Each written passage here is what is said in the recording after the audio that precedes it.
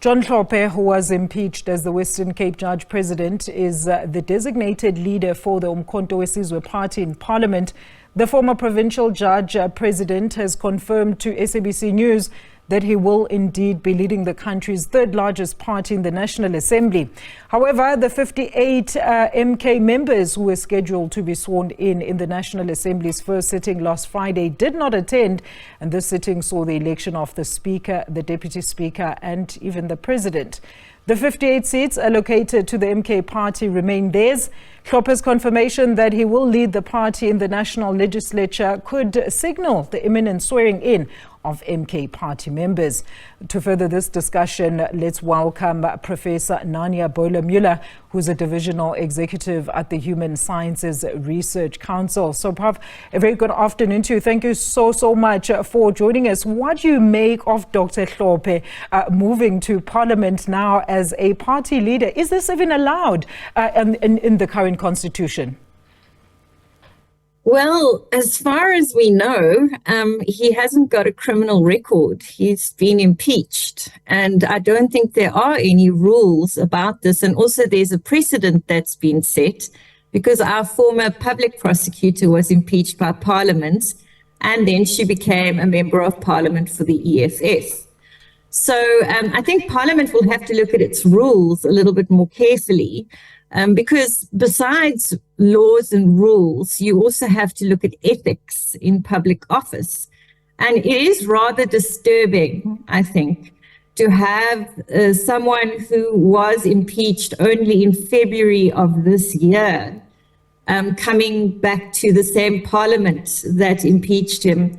And one wonders about the kinds of conflicts of interest that would arise in such cases.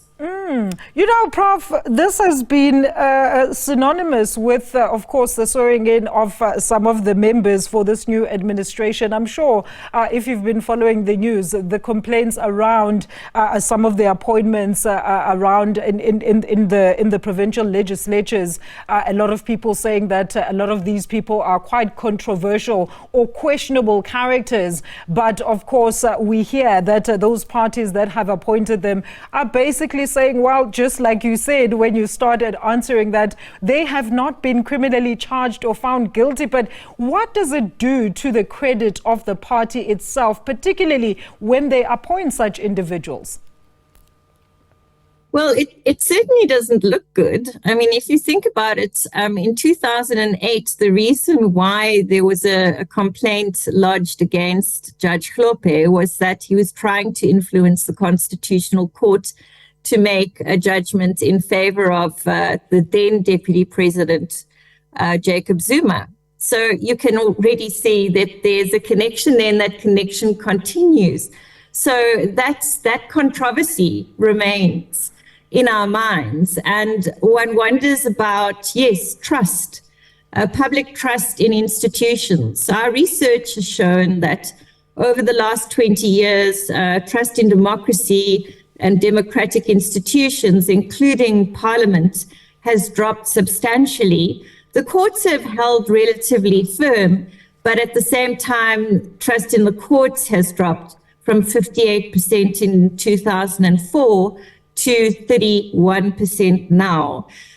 So we have a bit of a crisis of trust in institutions. And when something like this happens, I mean, then people would look at it and go, well, what kind of people are representing us in these institutions? And the other thing that I think really bothers me is that the oath that the members of Parliament say with the Chief Justice is that they will obey, respect, and uphold the Constitution and the rule of law.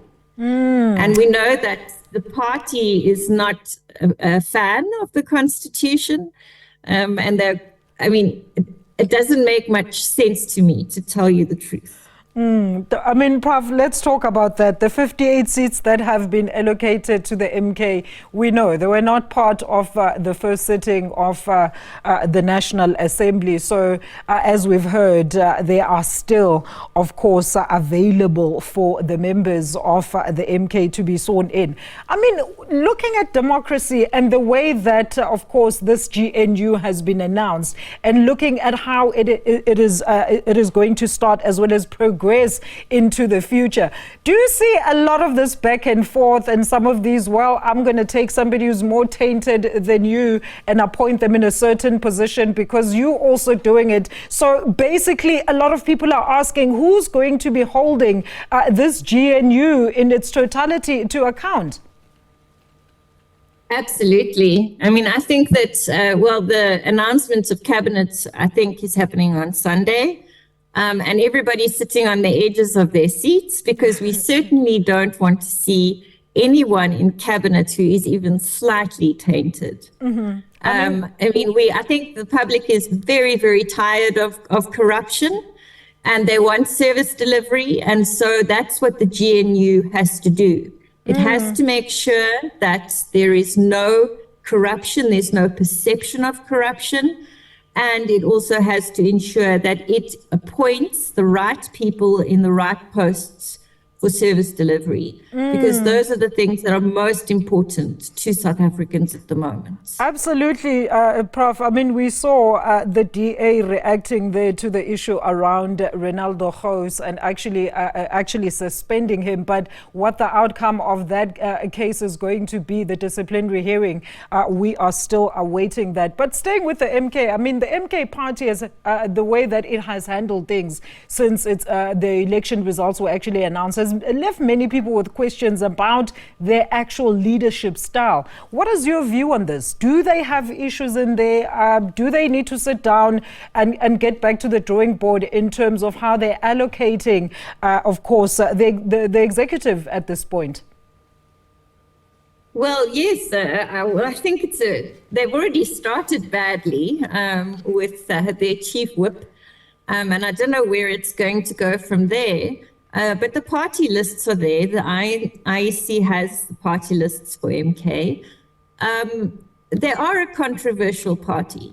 I mean, they arose from a controversial character. There's been some infighting around leadership within MK, and everybody thought that it was going to go down the road of cope. But you know, it looks as though they are going to be coming to Parliament because they now have their list and their chief whip. And they are going to be taking the oath in front of the Chief Justice, and they are going to come to Parliament, and we'll have to see how they behave themselves in Parliament.